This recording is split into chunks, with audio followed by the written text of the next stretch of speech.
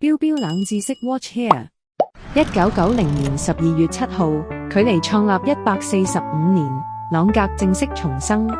1994年，喺德勒斯登皇宮，朗格發表回歸後嘅首批4款腕錶。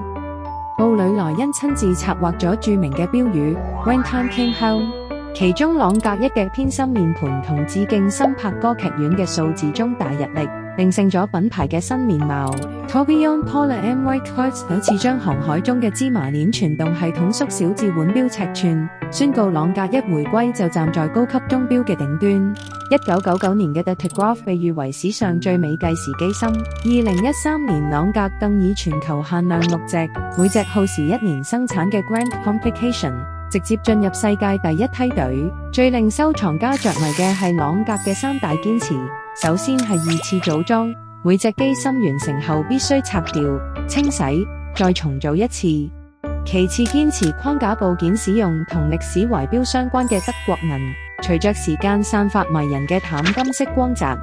最後就係每一隻擺輪甲板上嘅手工雕花，都係製錶師獨一無二嘅簽名。2017年，雅爾特辭世，但佢留下咗一句座右銘，成為品牌精神。